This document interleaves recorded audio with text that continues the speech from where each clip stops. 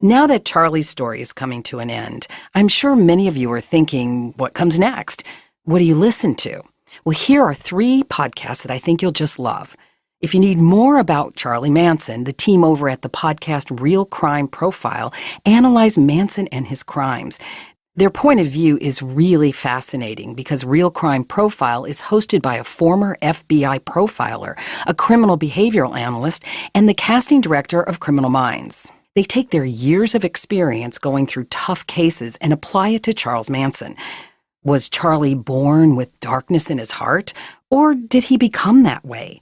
The team at Real Crime Profile says the answer to that question is a bit more complicated than people think.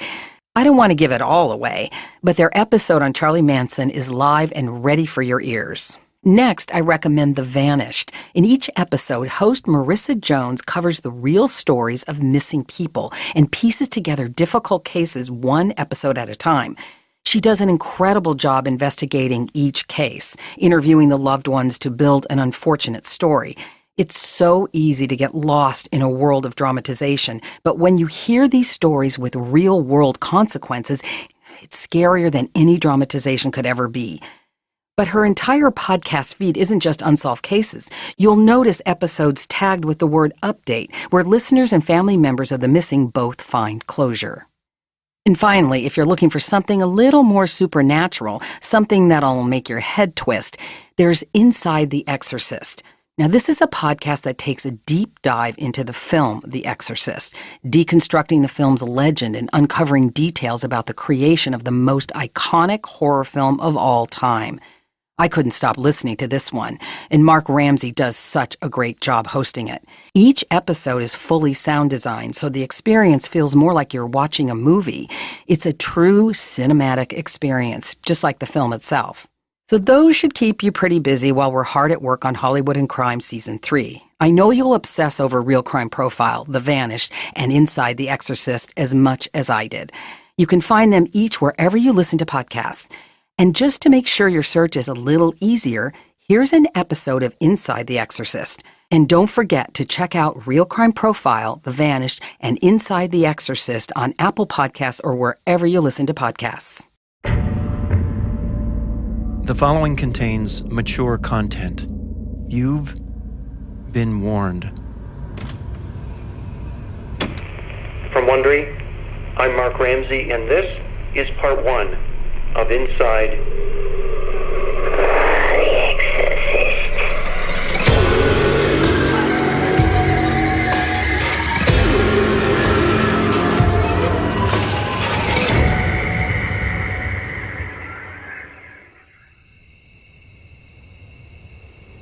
November 22nd, 1993, McAllen, Texas. About 80 miles from the Gulf of Mexico. The old man sits in his wheelchair on his back stoop. He stares into the black evening sky. His hands clutch something, a pill bottle. It's full, barbiturates, for the pain, always the pain. He choked them down, every one. He watched the empty pill bottle roll off the stoop and onto the ground. Hey, Bill, why don't you come on inside now? It's getting late and it's cold out here. Take me to bed. Bill Brinkley was 76. A celebrated author, his final novel was The Last Ship, a book about the crews of an American destroyer and a Russian nuclear submarine who are the last survivors of a nuclear war. In 2014, it would become a TV series. The world would catch up with one man's bleak vision. Okay, we'll see you in the morning. Good night.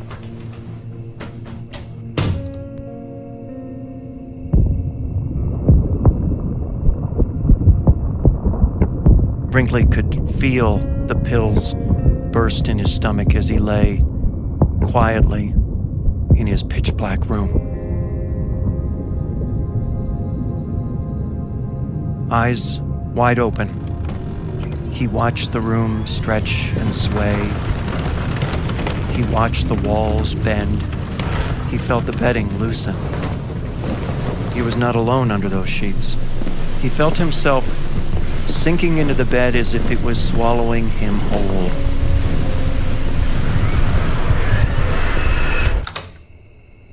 Bill, are you okay? I thought I heard something. I'm okay. Okay, good night.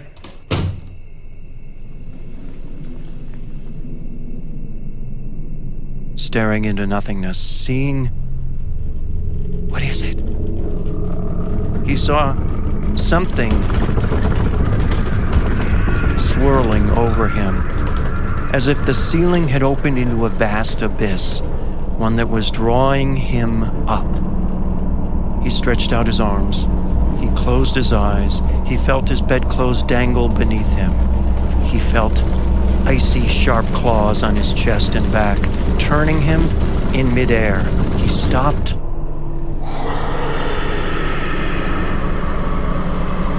There was a vile, hot breath in his face. As life drained away, he opened his eyes one final time.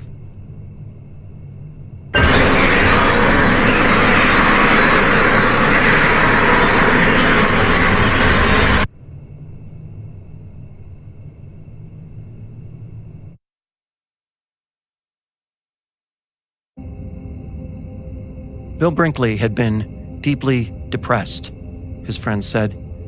Depressed and terrified for a very long time. Brinkley had always been a writer. Before the books, he worked for the Washington Post. In 1949, he wrote the strangest story of his career, and it was all true. It was on the front page under the headline, "Priest Frees Mount Rainier Boy Reported Held in Devil's Grip."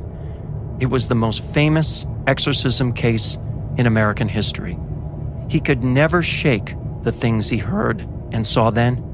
There was no distance in time and space great enough to set him free. That's when the nightmares began. And November 22nd, 1993, is when they would end. But that story about the exorcism of a 14-year-old boy in a tranquil enclave of suburban Washington, that story would not die. It would haunt that boy forever. It would stick in the imagination of one Georgetown student who would later transform it into a horrifying best-selling novel. And the film based on that novel would terrify generations of moviegoers convinced that you or I at any time could be possessed by a demon. And it all began with a boy known as Robbie. July 2017. Hello? Hello, is this Robbie or Rob? Yes? Are you the Rob whose exorcism in 1949 was the basis for the movie The Exorcist? Who is this? My name is Mark Ramsey, and I'm creating a 7-part podcast on the making of the movie The Exorcist, and your story is the foundation for that movie. So I'd really love to talk with you for just a few minutes about your experiences back in 1949. Would that be okay? Do not ever call me again.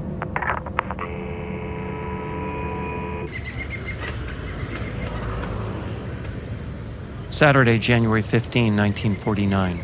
Mount Rainier, Maryland. A pleasant, tree-lined neighborhood of close-packed stucco homes.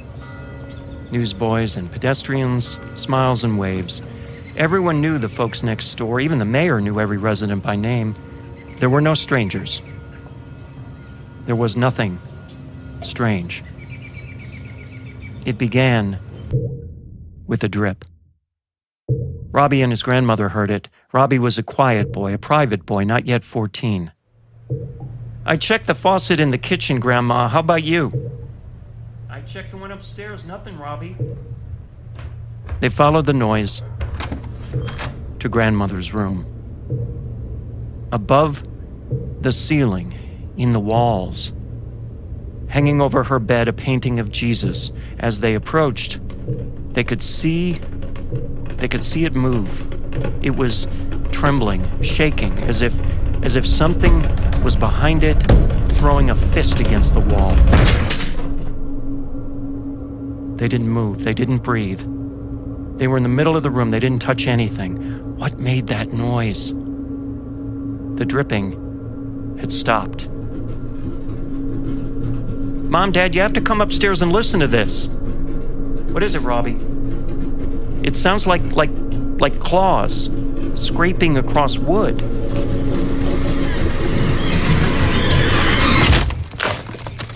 In the morning, an exterminator pulled up floorboards and ripped down wall panels. He was looking for rodents. He found nothing. It was a nuisance, an annoyance, but harmless. Harmless. A new day. Still, the mysterious scratching. Robbie's at home in the basement, alone. He's playing one of his favorite games. It was a gift from his Aunt Harriet in St. Louis. A polished wood board, a Ouija board. On it, all the letters of the alphabet, numbers 0 through 9, in 2 words, yes and no. His fingers gently moved a small wooden platform, a planchette, across it. With this, you can make contact with the spirit world, Aunt Harriet told him. The dead can speak to you. He wanted the dead to speak to him. He wanted it so very much. It was January 26, 1949, less than 2 weeks after the scratching noises started, and Aunt Harriet had suddenly died. Speak to me, Aunt Harriet. Speak to me, Aunt Harriet. Speak to me. Nothing. Well, not nothing. It was at that moment that the scratching noise stopped. He went to his bedroom. On his nightstand, another gift from Aunt Harriet, a simple music box. Play this and think of me, she told him, and I will come to you. That night, there were new noises. The sound of footsteps across the floor, across the bed, up the wall, and across the ceiling.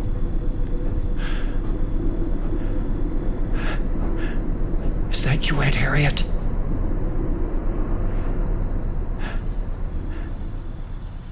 Aunt Harriet, if it's you, knock 3 times.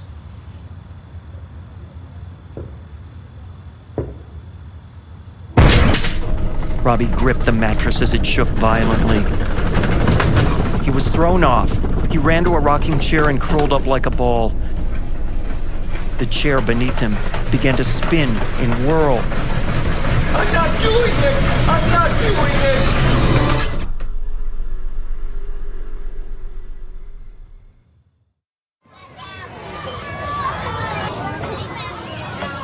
Hey, Robbie, what you got? May 7, 1944. Robbie is 7 years old. He's walking home from school. Today was craft day. The teacher melted wax in a pot. The kids circled the pot, each dipping a string in and out. Like magic, the string was becoming a candle. Robbie signed a card. Love, Robbie. A gift for his mother. Hey, Robbie, what you got? What is it, Kit Kat? Got your tongue? What are you hiding there? Give it to me. Oh, isn't that sweet? It's a candle for your mommy. I love you, Mommy. Forget it, Robbie. Nobody's gonna love you back. Robbie stood silently as the fragments, the shreds of his candle were scattered by the breeze. His gift was gone. Nobody's gonna love you back, Robbie. He didn't cry. He knew they were right. February 26, 1949. After the horrors of the night Aunt Harriet died, Robbie didn't sleep well. Who could? Robbie was motionless, but the rest of the room was not. A heavy dresser moving across the floor. Drawers opening and slamming. Robbie thrashing in his bed. He was mumbling, saying something, but to whom? Robbie's eyes were open, staring into a void. His parents were at his side when they heard a new and chilling sound. His face frozen, Robbie raised his shirt to reveal vicious, deep scratches, the type made not by fingers, but by claws. The family sought help from doctors and psychologists, but the best advice came from the Lutheran minister who visited their home to pray for their boy.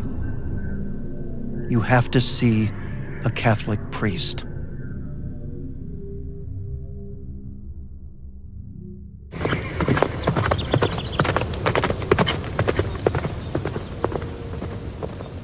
May 23rd, 1967, Westport, Connecticut. Linda Blair is 8, and she's doing what she loved most in the world, riding. She was already competing at horse shows, and she was winning. For all of her 8 years, Linda had been winning. That's it, Linda. Give me a little smile.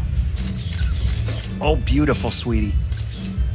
Beginning at age 4, Linda was shuttled from one modeling gig to the next. Her face was everywhere. Okay, turn a little my way. Great, honey. Print ads for Macy's, Sears, JCPenney, over 75 commercials for Ivory soap, Downy fabric softener, and more. She became, as her father put it, the #1 little blonde double pigtailed model in New York. But animals. All animals, any animals, her animals. That's where her heart was. Cats, dogs, horses, chickens, snakes, frogs. If it walked, scurried, clucked, jumped, galloped, or slithered, Linda loved it. Things at home were not always easy. When her parents argued, Linda would hide in her room. She was hiding a lot lately. She would cower in a corner. Maybe she could wish it away. She held her new puppies close. She looked into their eyes, innocent eyes, yearning eyes, demanding nothing, wanting only to be loved. She hugged them harder. They hugged her back. She closed her eyes.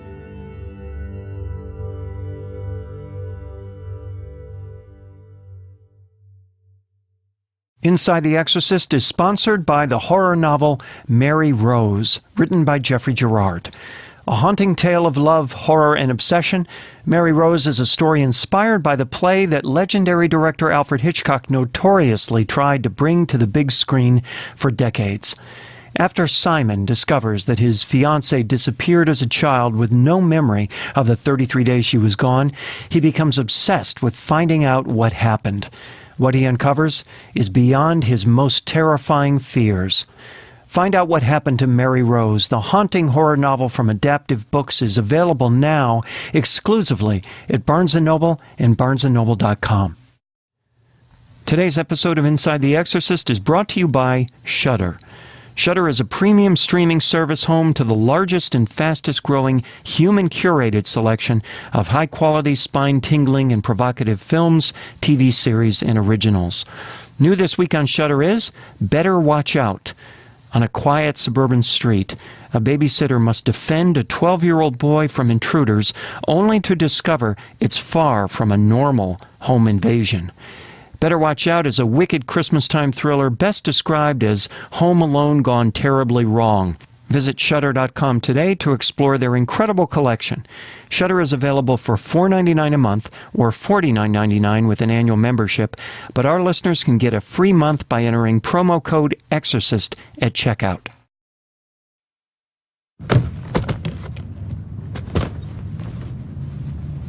Spring 1931, the Bronx.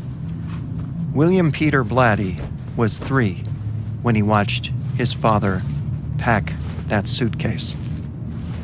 "Daddy, can I help?" "No, son, that's okay. I can do it." He watched his father fumble with some shoes, but he didn't pick them up. He just stared down at them for a moment, and then He sat on the edge of the bed and he buried his face in his hands. Blatty watched. He followed his father to the door of their tiny apartment building. His father turned and bent down and kissed his forehead.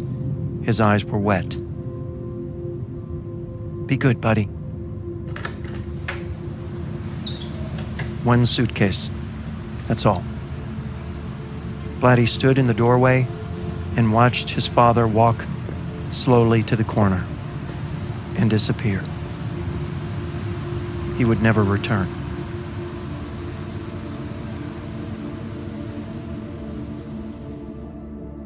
Be good, buddy.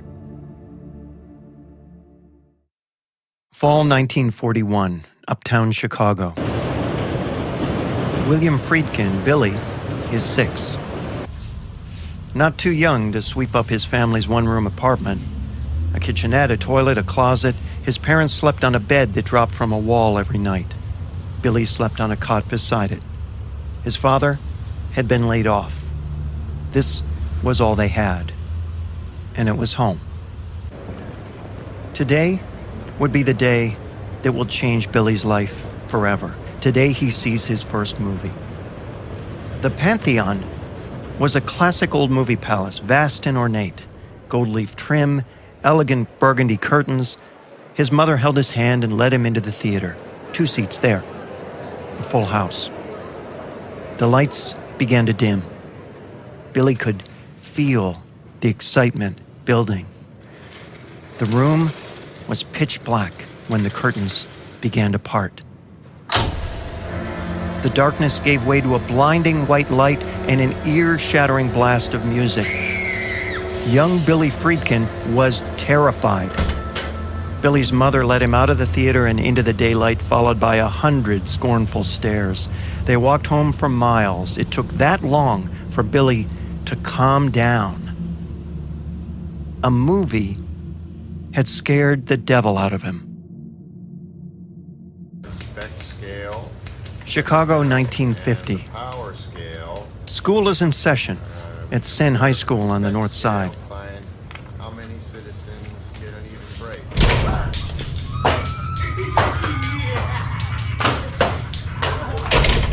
Everybody calm down. Everybody back to your seats. It was a regular occurrence.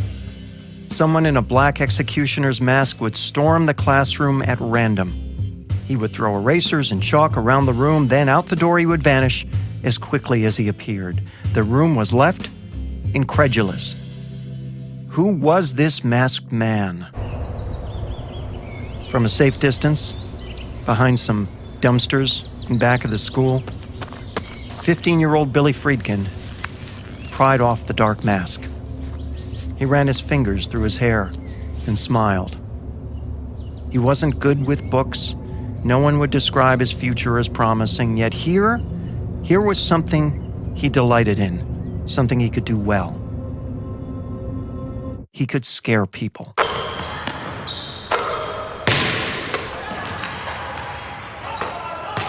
There was one thing Billy Friedkin wanted in high school, and that was to make the basketball team. After an exhausting day of tryouts, this was the moment, make or break. All the boys lined up on the bench. Okay, boys, thanks for coming out today for the basketball team. Everyone at Senn High is extraordinarily proud of our team, and we're going to win the championship this year. Friedkin's tryout performance, the best he could summon, was more than good enough to make the team, he knew. Okay, when I call out your name, come up to get your jersey. Davis, Bell, Marsh, Booth, Harper, Rogers, Taylor, Harris, Gray, Hill, Barker, and Dixon. That's all I have. Friedkin didn't move.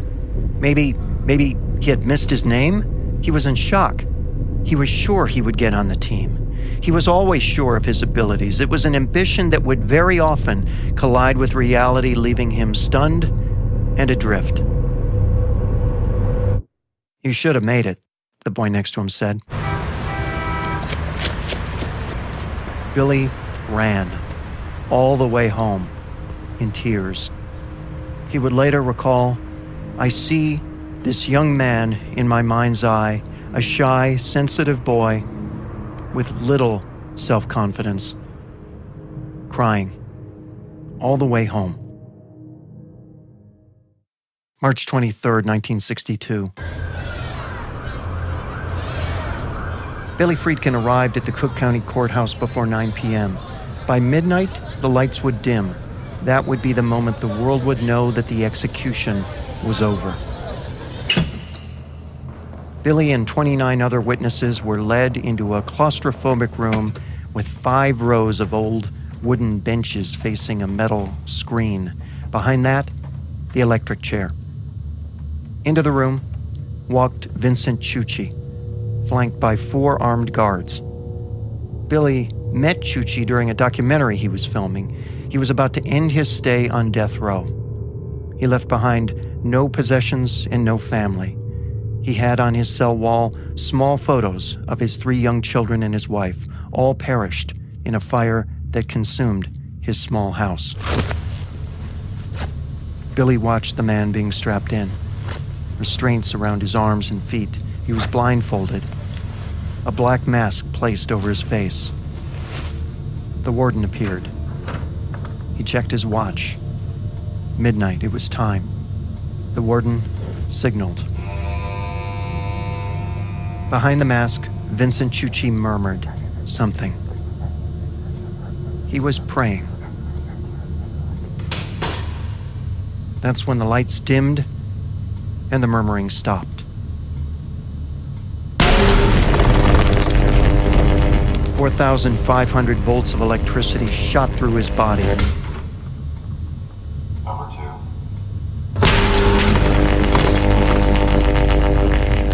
The muscles of his neck ballooned as if they would explode. His thighs began to glow red. Smoke began to rise from them. A man next to Billy turned away and vomited. The smoke continued to rise, shrouding the black mask, until the twitching stopped. The legal execution of Vincent Ciucci is complete. The witnesses filed out in silence. No one could speak. Billy had just watched a man put to death before his eyes.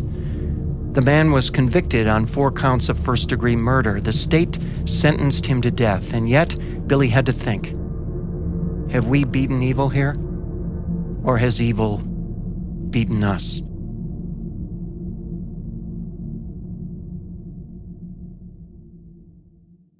Billy Friedkin's documentary work landed him a plum job, his first in L.A., with producer David Wolper, who was then known as Mr. Documentary.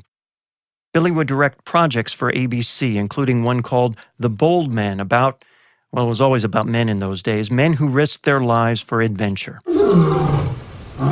Among the subjects, Chet Jessic, a lion tamer with a traveling circus.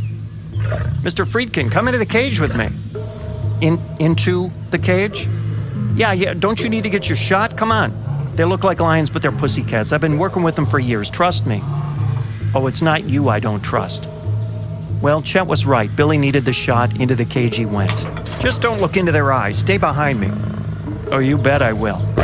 The lions circled, snarled, and snapped. They came within inches of Friedkin and his camera. Billy was terrified and was sure the lions knew it. Stay calm. Our only advantage is that lions don't know just how weak we are. Ideally, I'd prefer more advantages, Chet. A year after Chet Jessic's Lion Tamer episode aired, his daughter called Billy. A lion had attacked her father. She bit off one of his arms. "What frightens you?" Billy once asked Jessic. "I'm not afraid of death," he said. "I'm only afraid of life."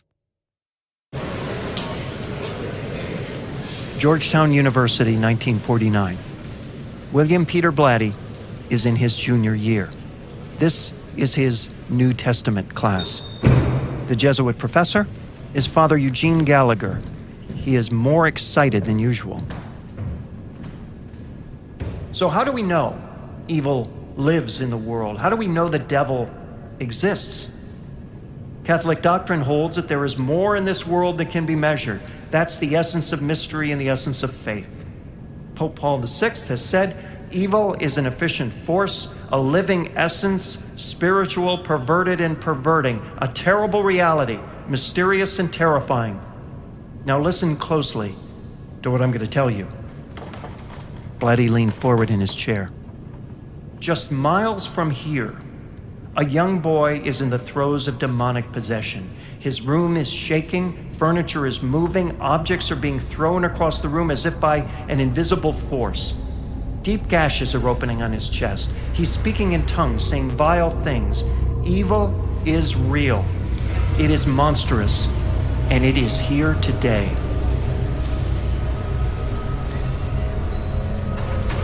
Blatty was stunned. Philosophy of religion was one thing, but the personification of evil in the form of a young boy capable of superhuman acts and impossible feats, he couldn't get that subject out of his mind. Not ever. Years later, during a low point in his career, Blatty would return to this subject.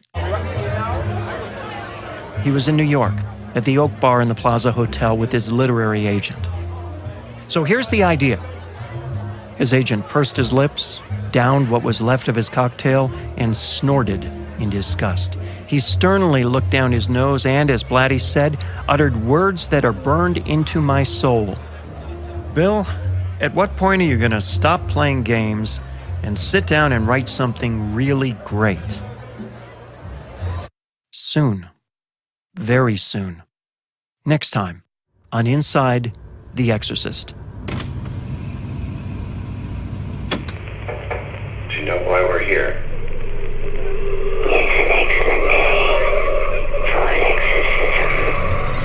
From Wondery, this is a 7-part deep dive inspired by the story behind an unforgettable classic movie. This is Inside the Exorcist. Written and narrated by Mark Ramsey, featuring Stephanie Drake as Linda Blair. Sound design and editing by Jeff Schmidt. Produced by Mark Ramsey Media. Consulting producer Jeffrey Glazer. Executive producer Hernan Lopez for Wondery. We'd like to learn more about you. Please complete a short survey at wondery.com/survey and subscribe to this show on Apple Podcasts, Stitcher, Spotify, or wherever you listen. It's free. For more information or to comment on this show, visit our website, wondery.com/InsideExorcist or facebook.com/InsideExorcist. If you like the show, we'd love you to give us a 5-star rating and a review. It helps others discover us. Tweet us at Inside Exorcist.